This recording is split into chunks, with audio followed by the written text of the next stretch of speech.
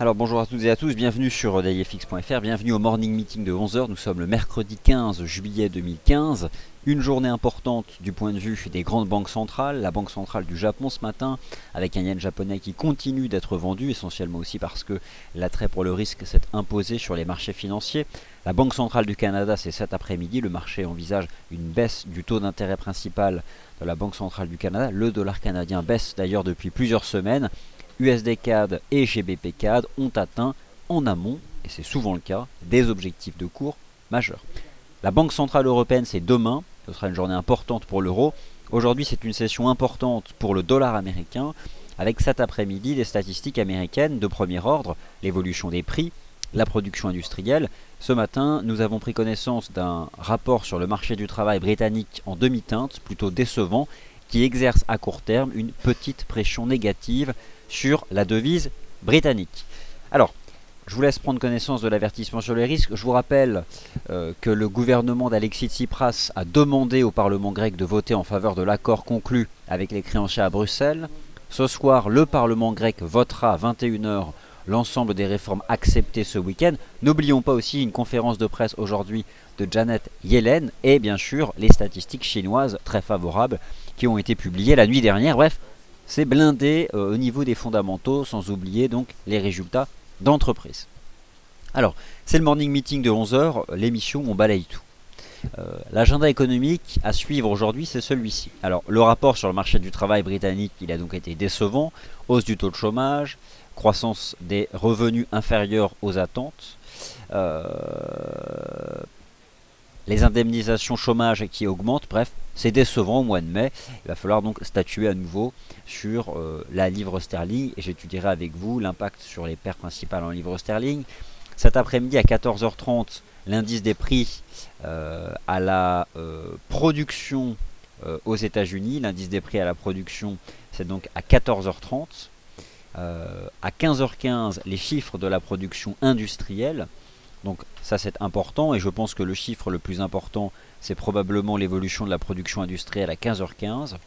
À 16h la décision de taux de la Banque Centrale du Canada. À 16h une conférence de presse, un discours de Janet Yellen. Ce soir le livre beige de la Réserve fédérale à 20h. Et enfin à 21h le vote du Parlement grec. Donc voilà un peu concrètement pour le news flow des prochaines heures. Et demain, bien sûr, c'est la Banque Centrale Européenne. Ce sera la session la plus importante du point de vue des banques centrales. Demain, donc le jeudi 16 juillet 2015. Parlons peu, parlons bien, parlons paire de devises majeures. Et on commencera donc par le taux de change euro-dollar. Et vous avez la possibilité de laisser traîner vos questions tout au long de ce point de marché. Et je pense que le son l'image fonctionne tout à fait normalement. Le taux de change euro-dollar est revenu à court terme sur support. Il est susceptible de le briser si demain la Banque Centrale Européenne agit pour faire baisser le taux de change de l'euro. Depuis le début de la semaine, la monnaie européenne elle est sous pression. C'est d'ailleurs un facteur de soutien des actions de la zone euro. Double top sous les 1,12 $. Cassure de la ligne de coût, c'était le lundi 13 juillet à la cassure des 1,1090. Le marché est retombé sur cette importante zone de support comprise entre 1,0970 et 1,10 $. Pullback le mardi 14 juillet à 14h sous les 1,1090 $. Pullback sous cette ancienne oblique de résistance. Puis le marché est retombé et durant toute la session asiatique, donc la nuit dernière, pendant votre nuit, entre minuit et donc 6-7 heures du matin, le taux de change euro-dollar il tenait 1,0970, 1,10. Et puis depuis donc il se reprend. Il évolue actuellement, il cote actuellement 1,10, 25 $. Je dirais que sur le très court terme, et probablement d'ici la Banque Centrale Européenne, ce marché va s'établir dans un range entre 1,10 et 1,1060 avant d'en sortir demain avec notamment la conférence de presse de Mario Draghi qui est donc hyper attendue puisque la BCE va notamment se prononcer je pense sur son rapport à la Grèce et puis le marché sait aussi qu'au mois de juillet, c'est ce que je vais vous remontrer, les prochaines échéances de dette du gouvernement grec, du trésor public grec vis-à-vis de ses créanciers, c'est bien sûr des échéances standards, donc des obligations classiques, mais surtout des échéances de dette par rapport avec la Banque Centrale Européenne. Voici donc à nouveau le tableau des principales échéances de dette publique. Voilà, il charge, je vais zoomer dessus, et le marché se projette sur le 20 juillet avec 3 milliards 500 millions d'euros. C'est pour cette raison qu'il est urgent que une tranche d'aide soit débloquée à court terme, mais pour cela, il va falloir qu'un certain nombre de parlements s'expriment. Ce soir, le Parlement grec, mais il y a aussi 8 parlements nationaux au sein de la zone euro qui doivent voter, et notamment la Chambre allemande, le Bundestag. Le 20 juillet, c'est quand? Le 20 juillet, c'est lundi prochain. Donc voilà. Mais d'ici là, on peut imaginer de toute façon que des liquidités suffisantes seront ouvertes à la Grèce pour qu'elle puisse rembourser donc tout ceci. Donc le taux de change euro-dollar, il se retrouve sur ce support. Pour l'instant, il tient. À court terme, maintenant, il va s'établir dans ce range-là. On a quand même un news flow, je dirais, une action des prix, pardon, qui est positive sur le très court terme. Et on pourrait envisager le taux de change euro-dollar reprendre en direction des indices 50. Bon, c'est globalement neutre là-dedans. On était ce matin sur support. Là, c'est certain qu'on se reprend. Je peux éventuellement basculer sur des bougies encore plus dans l'intraday. Je vais regarder ce que donnent les bougies 15 minutes du taux de change euro-dollar. Nous avons ici une ligne de tendance, la ligne de tendance qui attrape tout le mouvement en cours. Alors peut-être qu'on est en train de faire une sorte de début de compression au biseau. C'est pas très impulsif, c'est un fait. Mais c'est ça que je surveille. Voilà, on s'est extrait de ce niveau. On avait débordé ça, mais c'est pas non plus franchement hyper impulsif. C'est complètement neutre de toute façon. Il n'y a rien à faire concrètement sur l'euro-dollar avant la Banque Centrale Européenne. Par contre, il y avait des choses à faire sur l'euro-yen. L'euro-yen, je vous en ai parlé ce matin. Je pense que l'analyse technique confirme la vue de marché. Pourquoi? Parce que ce matin, la Banque Centrale du Japon, et on revient aux fondamentaux classiques, a pris une décision de politique monétaire, une non-décision. La BOJ envisage d'atteindre son objectif d'inflation à horizon premier semestre 2016, donc c'est pas tout de suite, mais elle a expliqué que le simple fait de l'atteindre ne remettrait pas en cause son actuel programme QQE. C'est Qualitative and Quantitative Easing. Bon, en gros, elle achète tout ce qui bouge. Elle va continuer. Le yen est sous pression, l'euro-yen était ce matin sur support, un support formé à 135,53, une jambe de hausse, une espèce de consolidation à plat en triangle, qu'on retrouve ici sous la forme d'un biseau sur l'indicateur technique RSI sur ces bougies en données 4 heures. J'ai donc pensé ce matin qu'on pouvait exploiter le support à 135,50 pour gérer son risque dans le cadre d'une position acheteuse sur l'euro-yen. On a un chandelier H4 qui est tout à fait satisfaisant. Et je pense que du fait du yen sous pression et d'un euro stable avant la BCE, eh bien, j'envisage que ce marché puisse progresser en direction des 137. En tout cas, je reste avec un biais positif au-dessus du premier support à 135,50 qui a été testé ce matin. Les paires majeures, on avait l'euro-dollar, l'euro-yen, paire croisée, l'USD-yen. L'USD-yen m'intéresse, pourquoi? Parce que le yen est sous pression à la fois du fait du positionnement général des investisseurs vis-à-vis du risque, avec un retour massif de l'attrait pour le risque depuis la semaine dernière, et puis donc ce matin, la conférence de presse d'Auriko Kuroda, le gouverneur de la Banque Centrale du Japon. J'estime que le taux de change USD-yen, il a fait un espèce de pullback ici à 122,85. En fait, on a brisé cette espèce de ligne de tendance. Ça, c'était lundi 13. On a fait le pullback. Je pense que ça peut repartir. On a ici, en fait, un tout petit niveau horizontal qui s'établit à 123,72. Alors pour le moment, à l'intérieur de ce marché ici, on fait un range. Et je pense que ce range est tout à fait intéressant, essentiellement du fait de la faiblesse du yen. Et puis donc, si nous avions cet après-midi à 15h15 des statistiques qui venaient soutenir le dollar US. Le dollar US, j'en parle dans le programme Wall Street Insider cet après-midi. Le dollar US, les paires majeures, puisqu'il y a des chiffres importants, et bien sûr les marchés actions US. Mais bon, voilà, l'USD Yen, pour moi, au-dessus des 122,86, c'est un marché qui, lors des prochains jours, va tendre vers l'objectif théorique de cette structure en épaule, tête, épaule. Cette extension de Fibonacci, je l'ai proposée lundi, et je vise toujours donc une remontée de ce taux de change en direction des 124,40. Je continue sur les paires majeures, et notamment donc le GBP-USD.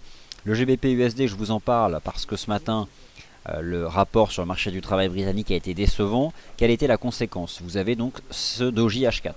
Voilà la conséquence ce matin du rapport sur le marché du travail. Le taux de change GBP-USD, pour ma part, a donné un signal d'achat hier, en débordant les 1,5550. Vous pouvez regarder sur votre graphique journalier. le niveau de prix des 1,5550 sur le câble que j'ai mis ici en bleu est tout à fait important du point de vue de l'analyse technique. Donc le GBP USD il a débordé les 1,5550, il a cassé ici cette ligne de tendance. C'est un rapport sur le marché du travail en demi-teinte, mais malgré tout le marché du travail britannique quand même reste solide. Temporisation technique, le GBP USD avant les chiffres était tous sous cette résistance qui s'établit à 1,5667. Il y a un canal ici de progression monopignon qu'il faut acheter la partie basse. La partie basse, eh bien, elle est où? Elle est là.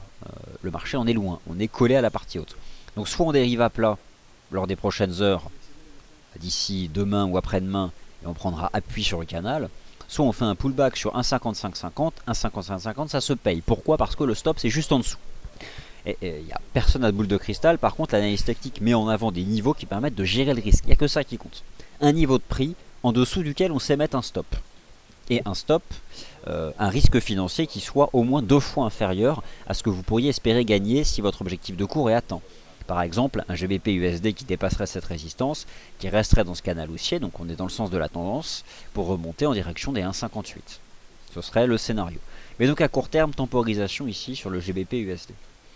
Alors, dans les autres paires majeures, nous avons bien sûr le taux de change USD CAD.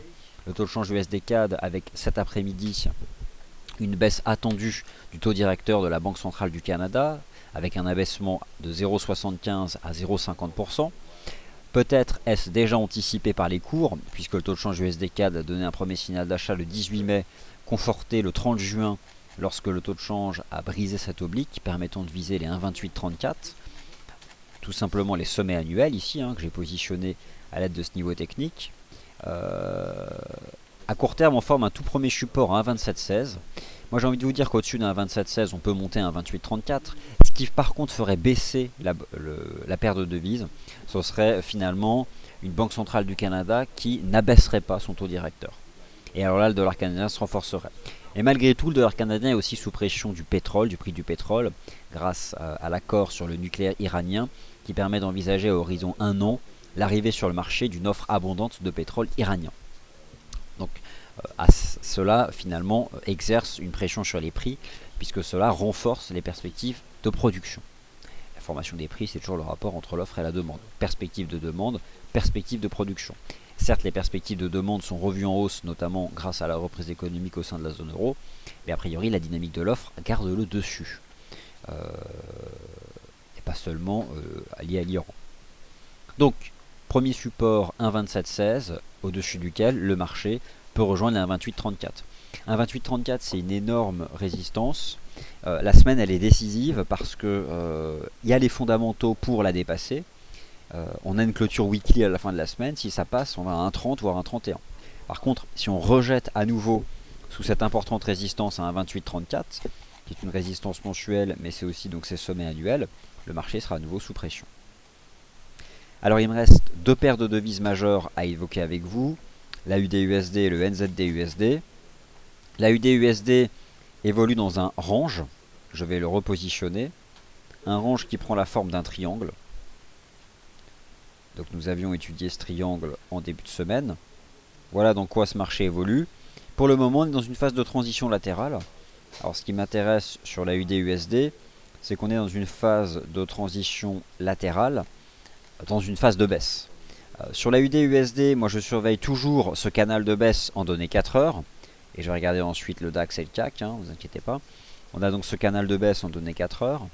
On a donné un signal de vente au début du mois de juillet en sortant par le bas d'un range qui s'établissait depuis plusieurs semaines entre 0,76 et 0,7820. On a cassé, on fait maintenant un triangle. L'idée c'est qu'on en sorte dans le sens de la tendance.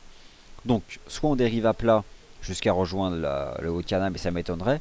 Par contre voilà, on a 1, 2, 3, 4, 1, 2, 3, 4, on a 4 jambes dans le triangle, donc on peut encore rester enfermé dedans un certain temps. Si je prolonge pour déterminer l'apex, on voit donc qu'on a fait que la moitié du chemin. Je pense que dans cette zone-là, aux alentours de la fin de semaine, on devrait en sortir. Et pour le moment, donc c'est parfaitement neutre. On reste enfermé donc dans ce canal chartiste ici, en utilisant les bougies H4 du AUD USD. Le NZD USD temporise. On est en plein milieu d'un canal H4, elle ne m'intéresse plus à court terme, j'y reviendrai lorsqu'elle me semblera intéressante. Le câble, vraiment, si on revient sur un 55-50, honnêtement, c'est un bon niveau d'entrée. Je reviens brièvement sur le taux de change euro-dollar. Le taux de change euro-dollar, étant donné que le marché a tenu les indices, j'aurais tendance à dire que d'ici demain, on peut remonter en direction des indices 50. Premier support maintenant à indice 17 ici. Voilà. Bon, ce qui compte, c'est d'avoir pour l'instant tenu cette zone et on peut envisager que le marché la tienne d'ici demain, la Banque Centrale Européenne. Ouais. Et puis là, bien sûr, on a aussi une résistance importante. C'est plus ou moins ce qui délimite le cadre de ce marché, donc du taux de change euro-dollar. Mais vous constatez ici donc l'importance de cette zone. À chaque fois qu'on a fait une incursion entre un 0,970 et un 10, le marché est reparti. Bon, voilà, il réagit. Donc, on peut probablement aller chercher ici les indices 50, indice 58 $. Les marchés actions au sein de la zone euro, l'appétit pour le risque est fermement revenu depuis la semaine dernière. Vous savez que le CAC teste une ligne de tendance très importante. Vous regardez le CAC. Voici la ligne de tendance qu'on teste. On la teste, on temporise, mais pour moi, ça passera. Ça passera. C'est pourquoi cette semaine, je vise 5100 sur le CAC et 11006 sur le DAX. Je vise les sommets de la fin du mois de juin. Et regardez, à court terme, on comprime, on fait une micro-temporisation à plat sous cette oblique. Alors, l'idée c'est quoi? Je vais zoomer pour voir si on trouve une forme chartiste particulière. On retrouve donc l'oblique dont je vous parle et on fait donc un range entre 5016 premier support et l'oblique. Bon. On constate quand même que l'indicateur reste tout en haut, mais qu'on dérive à plat. Pour l'instant, on comprime entre 5016 et l'oblique, mais moi j'avais quand même pour idée que ce marché pouvait éventuellement venir chercher 4980 et là se payer. 4950 c'est l'ultime rempart, c'est le point d'achat parfait. Et je pense que de toute façon le marché restera dans cette zone entre 4950 et l'oblique. Maintenant, entre 4950 et l'oblique à 5050, donc entre ces 100 points, il y a deux niveaux intermédiaires, il y a 5016 et il y a ici 4982. Et pour le moment, tout ce qu'on a, c'est un range entre 5016 et la ligne de tendance. Ça reste quand même fort, mais je ne sais pas si les 5016 sont un premier niveau d'entrée. De manière générale, j'aurais tendance à dire que ici on a la zone d'achat et que le stop se passe sous 4950 et que l'objectif c'est d'aller viser 5100. Sur le DAX, c'est assez similaire ma façon de voir les choses. Cette semaine, je vise les sommets du mois de juin. Je vise donc 11 633 points. 1630 sur le DAX. Ça, c'est ma target de la semaine. On a fait une reprise hyper impulsive, deux trous de cotation haussier. Maintenant, on marque le pas. On marque le pas à court terme, mais je dois admettre que le marché forme immédiatement un support, éventuellement sur ce cours de clôture, bon, à 11 480. Mais honnêtement, en intraday, là, ça commence à diverger. Mais une div ne signifie pas la baisse, simplement la modification du rythme de marché, de la pente de la tendance. Et pour le moment, le marché est tellement fort que cela ne fait que ralentir la hausse. Donc ça veut rien dire, ça ne veut pas dire que ça va corriger. Ça veut simplement dire qu'on passe d'une phase verticale à une pente moins pentue. L'angle, le momentum, c'est l'angle de la tendance. La tendance, c'est la direction des prix. Ici, c'est l'angle. Entre voilà, 0 et 90 degrés. À 90, c'est vertical, quoi. Bon, là, c'était vertical et ça l'est moins, d'où la divergence. À court terme, mon idée, c'est d'aller chercher 11 633. Le point d'achat parfait, c'est 11 004. C'est à peu près l'équivalent des 4980 du CAC. Le marché forme un tout premier support au moment là où je vous parle, mais voilà, c'est comme le CAC. On ne peut pas l'acheter sous l'oblique de résistance. Après 10% de hausse, regardez sous quoi on est revenu. Par contre, je ne le shorterai pas parce que cette fois-ci, je pense que c'est la bonne. Et si je pense que c'est la bonne, c'est en m'appuyant sur l'horizon de temps supérieur. Je vous remontre le chandelier weekly de taré, si vous me permettez l'expression, qu'ont fait les marchés actions de la zone euro la semaine dernière. Un chandelier weekly du CAC, un énorme marteau, soit un pullback sur les précédents sommets de 2014 et le cours de clôture du 22 janvier de la BCE. Donc lorsque je vois le marteau hebdomadaire la semaine dernière, pour moi cet été, le CAC c'est 5280. On remonte cet été tout en haut. Mais l'été c'est long. Ça peut être le 15 septembre qu'on y sera tout en haut. Ou le 15 août, personne ne sait ça. C'est par contre l'objectif que j'ai. Donc l'idée c'est de s'intéresser au niveau de support. Et à court terme, on est donc couvert par cette oblique Premier support 5016. Si on déborde l'oblique, là on ira à 5100 et ensuite la voie est ouverte pour les 5280. Mais à court terme, voilà, comme sur le DAX, on a une situation de div, de surachat, donc on n'est plus face réellement à des conditions d'achat. On est face à des conditions de ralentissement du rythme de la hausse. Après, la façon dont on peut utiliser ces indicateurs pour se positionner, ça a ses limites. Mais je pense pas que 5016 soit amené à tenir. Je pense que je m'intéresserai davantage à ces 4980 avec un stop sous 4950 pour pouvoir prendre le train en direction des 5100. Donc je patienterai légèrement avant de m'engager sur ces deux marchés. Et on a donc ici le même type de phénomène sur le DAX. Je pense qu'il faut laisser réellement à court terme ces deux marchés temporisés. Donc voilà, ça fait partie des choses qui m'intéressent. Le pétrole. Alors ce soir, notez expiration de Lucas Oil. Expiration ce soir de Lucas Oil. Troisième fois, expiration de Lucas Oil. Toutes vos positions ouvertes sur le CFD Lucas Oil seront clôturées automatiquement. Que la position soit perdante ou gagnante et sans vous demander votre avis. C'est le principe de l'échéance d'un contrat. Le prix du pétrole est sous pression. Techniquement, depuis la cassure sur l'US Oil les 54 $, on fait un range. Mon opinion est que sous les 54 $, on pourrait baisser davantage, et notamment en direction des 50 et des 48. J'aurais donc tendance même à dire que ça se short avec un stop au-dessus des 54. Bien sûr que l'accord sur le nucléaire iranien exerce une pression. Il a probablement été anticipé par le marché depuis la fin du mois de juin, avec donc cette baisse. Les ventes au détail décevantes hier aux États-Unis mettent par contre le dollar américain dans un range, mais le dollar américain ne capitule pas. Aujourd'hui, Janet Yellen s'exprime devant le Congrès des États-Unis. Donc ça c'est important. Janet Yellen doit s'exprimer devant le Congrès des États-Unis. Bien sûr qu'il y aura un impact. Il y aura un impact sur le dollar US. Le dollar US, attention, il y a une ligne de tendance moi qui m'intéresse depuis le 18 juin. Vous avez sous les yeux l'US dollar index, ça s'achète franchement si on teste le bas de canal. Puisqu'en fait, on est dans un range à court terme. On est dans ce range rectangulaire. Et moi j'aurais tendance à dire voilà que si le marché teste le bas de canal, ça s'achète. Bon, ça dépendra bien sûr des fondamentaux US, mais en tout cas du point de vue du money management, sur l'US dollar index, lorsque vous mettez vos bougies 4 heures, vous avez ici un bas de canal, et ce bas de canal me paraît tout à fait intéressant. Alors, ce qui signifie que ça conforte aussi bien sûr la stratégie sur l'USD Yen, et je pense que l'USD Yen finira par franchir les 123,70 pour aller à 124,40. Mais vu l'eurodoll, moi je reviens sur mon petit euro-yen.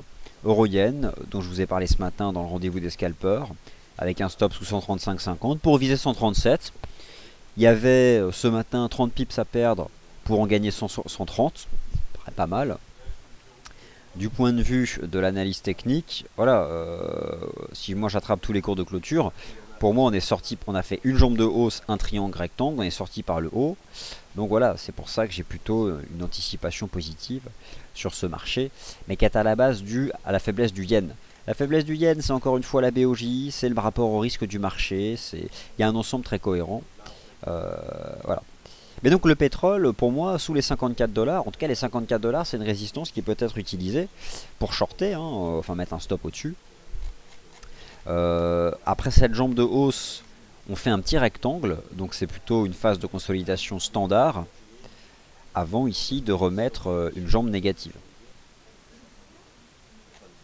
Alors, si j'utilise d'ailleurs les expansions de Fibonacci, j'attrape la jambe de hausse, le point haut de la conso, je dirais qu'on peut viser 47. Donc ce sera ma target pour la semaine, je la laisse. Voilà. Donc ce sera ma target, ma cible, si vous permettez cet anglicisme, et ça correspond plus à ce niveau de chartiste, donc ça me plaît. Donc sous les 54 $, je vise 47. L'idée c'est qu'éventuellement la résistance des 54 $ peut être utilisée pour gérer son risque. Mais en tout cas, voilà, c'est comme ça que je vois les choses. Et ce sera donc ma cible, avec bien sûr en toile de fond l'accord sur le nucléaire iranien qui, à horizon 1 an, permet d'envisager un apport de l'offre iranienne sur ce marché. Bon, voilà. C'est à peu près comme ça que je verrai les choses. J'ai parlé des paires majeures, j'ai parlé de quelques paires croisées, des marchés actions européens. Cet après-midi, c'est les marchés actions US. N'oublions pas l'once d'or. L'once d'or, il temporise parce que le dollar US temporise. Le dollar américain temporise parce que les ventes au détail américaines ont déçu. Ça provoque un ajustement sur les anticipations de taux aux États-Unis. La gouverneure de la Fed doit s'exprimer devant le Congrès aujourd'hui. Ça, c'est pour l'aspect macroéconomique. Maintenant, d'un point de vue technique, vous connaissez la corrélation négative marquée entre l'once d'or et le dollar américain. La baisse, elle n'est pas verticale, mais techniquement, elle se fait au sein d'un canal. Première résistance, 1160. Je vise toujours une baisse du métal jaune en direction des 1142 $. C'est un niveau technique. Ce sont les plus bas du mois de mars. La seule chose qui pourrait contrarier la baisse de l'once d'or, ça serait des chiffres économiques US très mauvais, ou ce soir, un discours plutôt dovish de Janet Yellen. Ça, c'est ce qui pourrait mettre à mal mon approche. Mais bon, malgré les chiffres décevants hier des ventes au détail, le dollar US reste flat et il pourrait être soutenu par ce canal de hausse. Donc j'aurais toujours tendance à rester haussier sur le dollar US et baissier sur l'once d'or d'ici la fin de la semaine et donc lors des toutes prochaines heures. Voilà. C'est plus ou moins ça, comme ça que je vois les choses. Alors, je vais mettre ici le taux de change euro-dollar. Je vais remettre ici l'USD yen et le GBP yen. Alors, le GBP yen il temporise. Comme envisagé ce matin, on est revenu sous cette résistance. C'est un gap baissier, 193,88. Le GBP yen temporise parce que les chiffres britanniques, déjà c'est suracheté dans tous les sens. Le GBP yen va baisser. Au moins revenir au contact des 192. On peut augmenter l'horizon de temps. Mais il y a des prises de bénéfices. Regardez ce qu'a fait le GBP Yen depuis le 8 juillet. Il a gagné 1000 pips. Et on revient au niveau d'un gap baissier journalier. Et en plus, le rapport sur le marché du travail n'est pas bon. Le point d'achat pour moi sur le GBP Yen sur repli, ce serait 192. Parce que j'estime être ici la ligne de coup de cette structure en V-bottom. Donc voilà.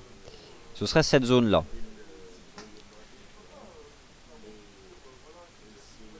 Qui m'intéresserait pour un achat.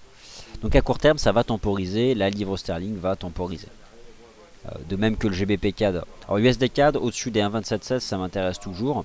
De même que le GBP CAD qui avant la BOC, voilà, il atteint presque les 2 $ canadiens. Bon, c'est quand même un gros niveau. Hein. Je vais me mettre en 15 minutes sur le taux de change euro-dollar.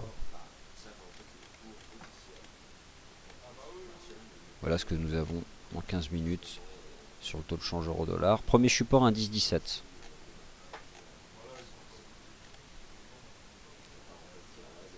Les bougies horaires, ce sont ces bougies horaires que je vais continuer de suivre.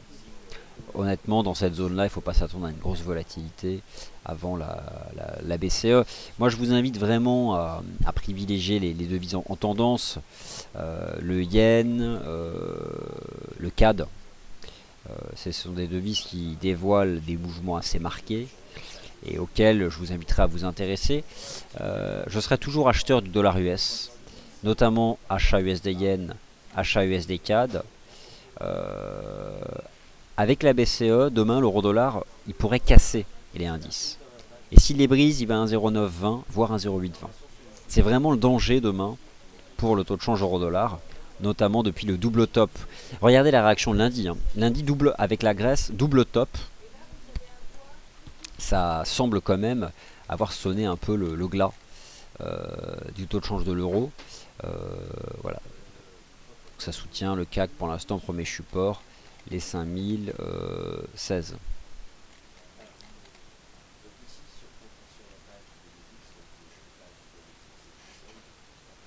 Alors bonjour Olivier, première question. Alors vous faites référence à l'article sur les positions des banques ce jour. Vous êtes surpris de voir deux banques différentes prendre une position inverse un jour d'intervalle, soit en achat à 123 pour le SDN et vente à 123 pour la Morgan Stanley. Quelle est la logique dedans? Bah écoutez, il n'y a pas de logique. Chaque grande maison bancaire a sa propre vision du marché. Ils ont donc un positionnement différent. Imaginez si toutes les sociétés de gestion des banques, la partie asset management, prenaient les mêmes positions. Donc ils ont juste une anticipation fondamentale différente. Alors après, il faudrait creuser, il faudrait accéder à leurs recherches, mais ils ont deux scénarios différents. Vous savez, hein, c'est comme ceux qui sur le CAC visent 6000 et d'autres 4000, quoi. C'est comme ceux qui pensent que la zone euro va s'écrouler et d'autres qui pensent que la Grèce va rester dans la zone euro. Chacun son scénario, chacun ses arguments, chacun ses stratégies de marché, et plus que jamais, chacun sa gestion du risque. Donc il n'y a pas de logique, ce sont juste deux positionnements de banques différentes. Et moi j'aurais tendance à faire confiance au Crédit Suisse. Et je vise plus haut sur l'USD Yen. Alors Mickaël, question sur l'US Dollar Index. Alors, non, je ne parlerai pas de double top. Je parlerai d'un range. Déjà, pour parler d'un double top, regardez. Le taux de change euro-dollar. Un double top, j'en parle ici sur l'euro-dollar. 1,12, ça c'est un double test. Mais il faut différencier le double test du double top. Le double top, c'est valable ici. À la cassure, en clôture, de la ligne de coup. Le signal de vente a été donné à 1,1062. Là, on pouvait vendre au pullback. Il y a eu un pullback 2 heures après à 1,1090. Il y a eu un deuxième pullback hier. Mais le signal de vente, un double top, c'était là. Donc, si je prends maintenant le graphique du Dow Jones FXM Dollar Index, j'ai un double test, mais j'ai au final un range. Je parlerai de double top si on casse ce niveau. Et là, ce serait très bearish pour le dollar US. Enfin, très bearish. Ça le mettrait sous pression à court terme. Et là, il faudrait, je pense, une statistique. Mais pour le moment, on est dans un flat. Un flat dans une tendance haussière. Et je vous rappelle que cette tendance haussière, elle a commencé le 18 juin, au lendemain d'une réunion de la Réserve fédérale, au-dessus de cet important support. Donc tant qu'on est dans le canal, moi je suis la tendance. Je sais que des analystes anticipent des double tops, etc. Ce n'est pas mon approche. Donc, pour répondre à votre question, on pourrait parler de double top si on sort par le bas du canal et si on casse les 11 918.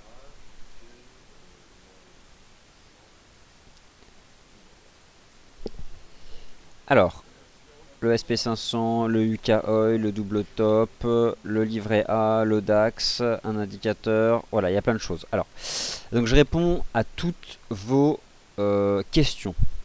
Que penser de la baisse du taux du livret A? C'est une enveloppe régulée à la fiscalité bien particulière, une enveloppe d'épargne régulier, dont le taux d'intérêt s'ajuste sur les taux d'intérêt du marché, quoi. Donc voilà, l'État fait ça de manière régulière.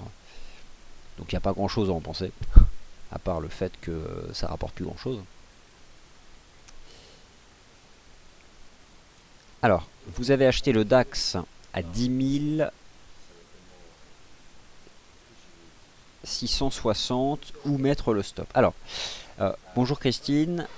Vous avez acheté le DAX à 10 660, vous me posez la question où mettre le stop. Moi, la question que j'ai envie de vous poser, c'est... Enfin, la réponse que j'ai envie de vous apporter, c'est si vous avez acheté le DAX à 10 660, il manque deux informations. C'est-à-dire que dès lors que vous avez le prix d'entrée, vous avez mécaniquement un niveau de prix pour le stop, et au moins ça. Et bien sûr, au moins un objectif de cours. Malheureusement, vous avez ouvert un trade en ayant en tête qu'une information, le niveau de prix ou entrée. Donc là, forcément... c'est la construction de notre position de trading, elle a mal été conçue. Voilà, mais c'est un fait, c'est comme ça, on progresse. À 10 660, vous avez hyper bien acheté. Vous avez acheté tout en bas, vous avez acheté le triple bottom. Où mettre le stop? Moi j'ai envie de vous dire, vous avez une superposition en tendance de moyen terme, parce que vous avez acheté un point bas de moyen terme. Vous pouvez prendre des bénéfices sous résistance sur 50% de la position et sur le reste mettre un stop suiveur. Je le mettrai sous 11 250. Le dernier gap. Donc 11 250 sous le dernier gap. Et si on franchit les 11 630, vous pourrez le remonter sous 11 500.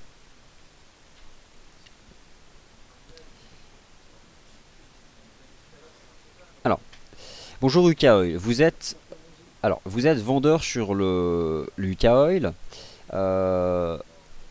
Ce soir, le principe des frais de financement, c'est lorsque la position de trading va au-delà de la session de trading. Attention cependant, je ne sais pas depuis combien de temps vous avez la position, mais le rollover du mercredi, c'est aussi le week-end dernier. Donc là, vous n'y échapperez pas. Si ce soir, votre position elle est clôturée, si vous l'aviez le week-end, vous allez payer le rollover du samedi et du dimanche. Mais pas celui du mercredi. Alors comment ça marche un stop suiveur par rapport à un stop normal? Écoutez, voici la plateforme. Le stop normal, il est standard. Je prends l'USD CAD. Ok? On va mettre quelque chose de plus complexe. Je prends l'USD CAD. Attendez, c'est pas ça que je veux faire. Voilà. Ici, vous avez deux stops différents. Le stop standard, imaginons j'achète maintenant l'USD CAD à un 27,50, je mets un stop à un 27,00. Il ne bougera pas, il restera à un 27,00.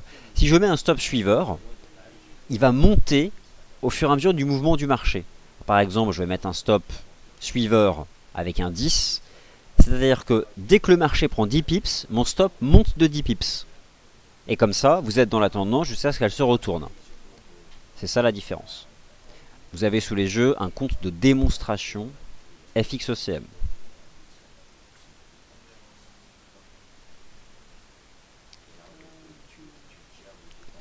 Alors bonjour, si l'euro-dollar va à la cave demain, est-ce que le câble suivra? Pas forcément. Si l'euro-dollar va à la cave demain, ce sera lié à l'euro, parce qu'il y a la Banque Centrale Européenne. Donc, la réponse est non. C'est simple. Prenez le GBP USD et l'euro-dollar ces 2 derniers mois, c'est pas la même chose. Pour le moment, l'euro-dollar il tient le support. Si demain il va à la cave, le GBP USD n'ira pas forcément à la cave.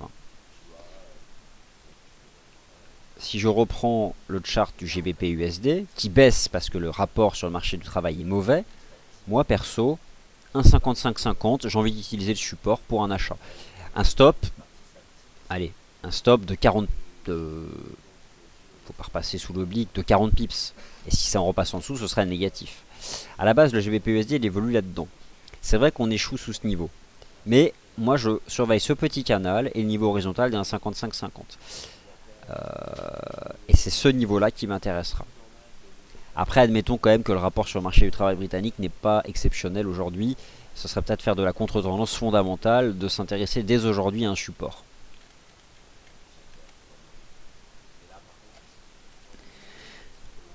Voilà, j'ai répondu à toutes vos questions. Prochain point de marché, le 13h des day traders à 13h, bien sûr. Le DAX, le CAC, l'euro-dollar avec les bougies 15 minutes, c'est à 13h tout à l'heure.